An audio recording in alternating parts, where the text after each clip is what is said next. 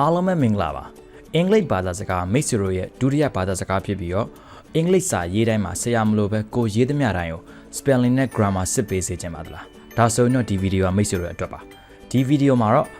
spelling နဲ့ grammar ကိုစစ်ပေးရဲ့ Grammarly ဆိုတဲ့ app ကိုကျွန်တော်ရှင်းပြပေးမှာပဲဖြစ်ပါတယ် Okay ကျွန်တော်တို့ကြည့်လိုက်ရအောင်ဗျာကျွန်တော် search မှာ Grammarly ဆိုတဲ့ဟာကိုရိုက်ထည့်လိုက်ပါတွေ့ပြီဆိုတာနဲ့ကျွန်တော်တို့ grammarly.com ကိုတွေ့ပါလိမ့်မယ် grammarly.com ကိုသွားလိုက်ပါကျွန်တော်တို့ဒီမှာ sign up လုပ်ပြီးသားဆိုတဲ့တခါတည်းဒီ website ကိုတန်းပြီးရောက်သွားမှာပဲဖြစ်ပါတယ်သူရဲ့အသုံးပြုဖို့လည်းကျွန်တော်ဒီမှာပြပေးပါမယ်ဒါဆိုရင်ကျွန်တော်တို့ဒီမှာ new documents ပေါ့ new documents ဆိုတဲ့နေရာမှာကျွန်တော်တို့ရေးချင်တဲ့စာကိုဒီမှာရေးပေးလို့ရပါတယ်ဟုတ်ပြီကျွန်တော်အခုတော့ဟုတ်ပြီပြီးတော့ကိုရေးပြီးဆိုတာကိုရေးမဲ့ style ကတော့ဘယ်လိုမျိုးတော့ကိုယ့်ရဲ့ goals set လုပ်လို့ရပါတယ်ကိုယ့်ရဲ့ audience က general အတွက်လား knowledge လားပြီးတော့ expert လားပြီးတော့ကိုရေးမဲ့ style formal လား informal လား neutral လားပေါ့ကိုယ့်ဘာကိုပြန်ပြီးတော့စိတ်ကြိုက်တယ်မှာပြန်ပြီးတော့ရေးလို့ရပါတယ် domain ကတော့ academic business general ပေါ့ကျွန်တော်ဒီမှာလောလောဆယ်တော့ဒီမှာ default အနေနဲ့ပဲကျွန်တော်ဒီမှာသုံးထားလိုက်ပါမယ်စပြီးရေးပြီးဆိုတာနဲ့ကျွန်တော်ဒီမှာ spelling လေးစစ်ပြီးလို့ရပါတယ်ကျွန်တော်ဒီမှာ misspell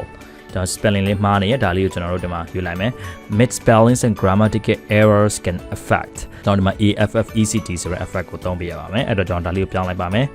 အဲဒီမှာကျွန်တော်အနီနဲ့ပြထားတယ်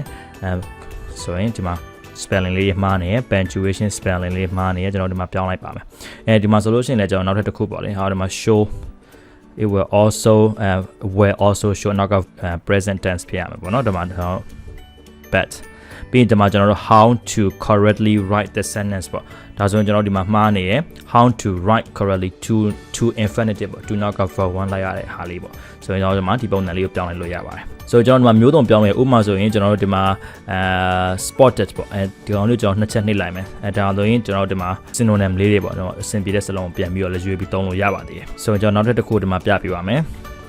Grammarly Premium can give you a very helpful feedback. So very helpful မသုံးချင်ကျွန်တော်တို့ဒီမှာ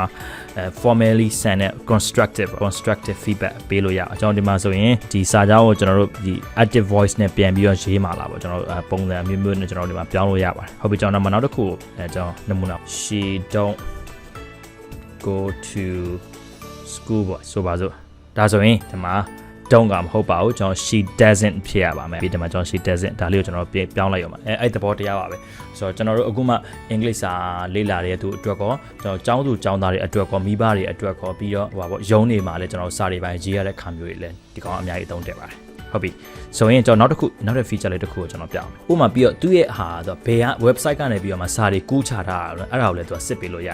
what if Facebook ပေါ့ကျွန်တော်ဒီ website ကနေကျွန်တော်ဒီစာလေးကိုကျွန်တော်ကူးလိုက်မယ်ပေါ့နော် GCF Global ပေါ့ဒီ website ကနေပြီးတော့ဒီ article လေးတစ်ပုဒ်ရှိရပေါ့ကျွန်တော်ဒီကောင်လေးကိုကျွန်တော်ကူးချလိုက်မယ်ဗျာ comment C ကျွန်တော်ကူးလိုက်မယ်ကူးပြီးတော့ကျွန်တော်ဒီမှာ paste လုပ်လိုက်မယ်ပေါ့တခါလေးမှာကျွန်တော်တချို့စာတွေကဘယ်ကနေလာလဲဆိုတော့ကျွန်တော်တို့ဒီမှာလိုက်လို့ရပါဒီအောက်လေးမှာကျွန်တော်ဒီ comma လေးနှစ်ခုနဲ့ကျွန်တော်တွေ့လိုက်ပါတယ်ဒါလေးကိုချက်နှိပ်လိုက်ပါဒါဆိုရင်ဒီမှာမြင်နေရတဲ့အတိုင်းပါပဲဒီစာဒီ gcfglobal.org ရနေပြီးတော့ကူးထားတဲ့38ရာခိုင်နှုန်းရှိပါတယ် home host ဆိုတော့ကျွန်တော်တစ်ချက်မှာနှိပ်လိုက်ပါမယ်ကျွန်တော်ဆိုရင်ဒီမှာဒီ website ကိုရောက်တော့ကျွန်တော်ဒီ website ကနေဆက်ဆိုတော့ကျွန်တော်ကူးထားတာပါဟုတ်ပြီပြီးတော့နောက်တစ်ခုကဒီမှာကျွန်တော်တို့ဒီပါလေဒီတောင်းလေးမှာကျွန်တော် upload file ပေါ့ကျွန်တော်တို့ရဲ့ရေးထားပြီးသား file တွေ documents word နဲ့ကျွန်တော်တို့ရေးထားတယ်ပေါ့ရေးထားတဲ့ဟာကိုလည်းကျွန်တော်ဒီမှာတစ်ခါတည်း upload တင်ပေးလို့ရပါတယ်ဆိုတော့သူကတော့ premium version ရှိရယ် free version ရှိပါတယ် premium version ကတော့$7 ဝန်းကျင်လောက်ပေးရပါမယ်ဒါကိုအတွက်ကိုကစာတွေအများကြီးရေးရတယ်တောက်လျှောက် report တွေရေးရတယ်စာ email တွေရေးရတယ်ဆိုလို့ရှိရင်တော့ premium 3ပေါ့ဆိုရင်ကျွန်တော်ဒီမှာပြီးတော့ဒီမှာသူကနောက်ထပ် app လေးအနေနဲ့လည်းသုံးလို့ရဒါမှဆိုတော့ကျွန်တော်တို့ဒီမှာတစ်ခါတည်းကျွန်တော်ရဲ့ဒီ Mac မှာကျွန်တော်တစ်ခါတည်း install လုပ်ထားလို့လည်းရတယ်ဒီ Chrome မှာကျွန်တော်တစ်ခါတည်းဝင်ပြီးတော့